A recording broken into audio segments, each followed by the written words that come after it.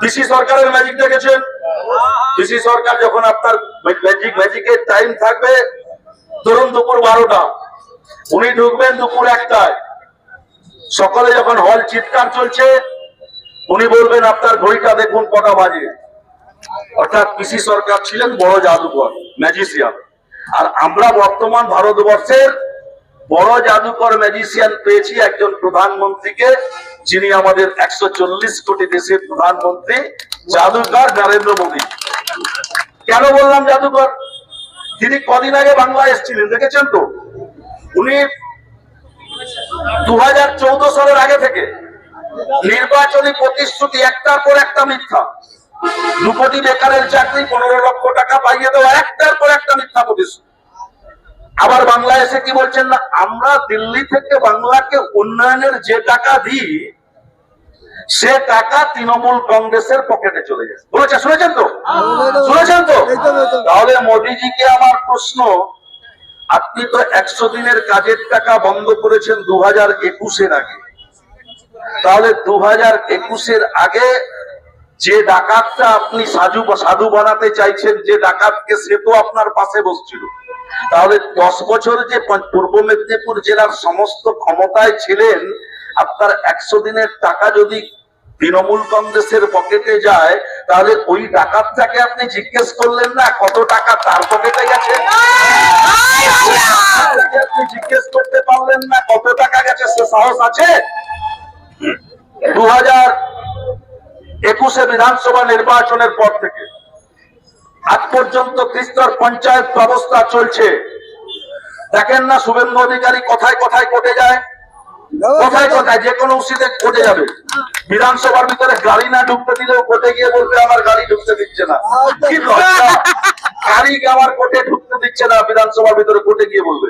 তাহলে মেদিনীপুর জেলায় কোনো পঞ্চায়েত যদি চুরি করে, পঞ্চায়েত সমিতি, জেলা পরিষদ, বিধায়করা যদি তৃণমূল কংগ্রেসের চুরি করে, হয়তো প্রশাসন আপনাদের কথা শুনছে না, তাহলে আপনি কোর্টে যাচ্ছেন না কেন বন্ধু?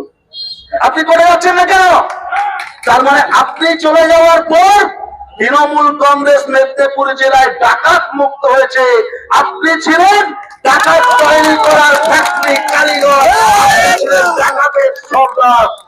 দায়িত্বের সাথে বলছি, পুজোর পরে প্রকাশ করব যে পঞ্চায়েতগুলো বিজেপি পরিচালিত, যে পঞ্চায়েতগুলো বিজেপি পরিচালিত সকলেই অর্থনৈতিক দুর্নীতিতে জড়িয়ে পড়েছে, প্রকাশ করব। এই চণ্ডীপুরে বিজেপি পরিচালিত পঞ্চায়েত জোর করে গায়ের জোরে গাছ কেটেছে, পুলিশ তার বিরুদ্ধে। কোন তৃণমূল কংগ্রেসের পঞ্চায়েত আছে? তৃণমূল কংগ্রেস পরিচালিত কোন পঞ্চায়েত চণ্ডীপুর ব্লকে 23 সালের পঞ্চায়েত নির্বাচন থেকে 25 সাল পর্যন্ত একটা গাছ কেটে নিয়েছে? বলুন, দায়িত্বের সাথে বলুন। আপনাদেরকে কিছু করতে হবে না, আমাদের পঞ্চায়েত প্রধান পদক থেকে আপনি শুধু দেখান। তাহলে বিজেপি কতটা অর্থনৈতিক ভাবে দুর্নীতিগ্রস্ত এই চণ্ডীপুরের একটি ছোট্ট উদাহরণ থেকে বুঝুন। দুর্গা পূজার ছুটি কাটান, কালী পুজো শেষ করুন, তারপরে হাতে হাতে মোবাইলে মোবাইলে পাবেন কোন পঞ্চায়েত কত টাকা দুর্নীতি করেছে। নন্দীগ্রামে একটা ঘটনা ঘটেছে, আমি নাম বলবো না তদন্তের স্বার্থে, আমি নাম বলবো না তদন্তের স্বার্থে। নন্দীগ্রামে একটা ঘটনা ঘটেছে, স্কিমের নাম জমা দেওয়া হয়েছে, স্কিমের টাকা উইথড্রল তুলে নেওয়া হয়েছে, স্কিমের কাজ হয়নি। নন্দীগ্রামে যিনি বড় বড় কথা বলছেন তিনি নাকি সাধু, গেরুয়া বসন পরে সাধু হয়েছে। নন্দীগ্রামে 1 নম্বর ব্লকে স্কিমের টাকা তুলে নেওয়া হয়েছে, কাজ হয়নি। এর উপযুক্ত ব্যবস্থা প্রশাসন নেবে, শুধু সময়ের অপেক্ষা। মোবাইলে মোবাইলে পেয়ে যাবেন বিজেপি কত দুর্নীতিগ্রস্ত। সাধারণ মানুষের হাতেও ইন্টারনেট যুক্ত মাল্টিমিডিয়া মোবাইল আছে, সকলে পেয়ে যাবেন। যাই হোক, বক্তব্যকে আর দীর্ঘায়িত নয়, আর আমাদেরকে হাতে হাত মিলিয়ে, কাঁধে কাঁধ মিলিয়ে ঐক্যবদ্ধ ভাবে শপথ গ্রহণ করতে হবে।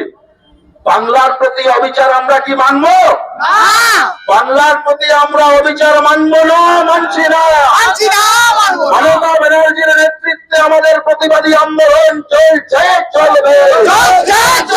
ব্যানার্জির নেতৃত্বে আমাদের প্রতিবাদী আন্দোলন চলছে, চলবে।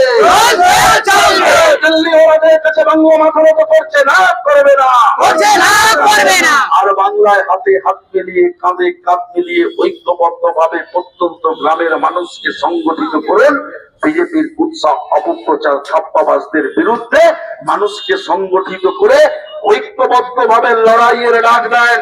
মমতা বন্দ্যোপাধ্যায় চতুর্থবারের জন্য বাংলার মস্তকে মুখ্যমন্ত্রী হবেন এবং বাংলার 10.5 কোটি মানুষের কাছে আবার উন্নয়ন পৌঁছাবে। সকলে ভালো থাকবেন, নমস্কার।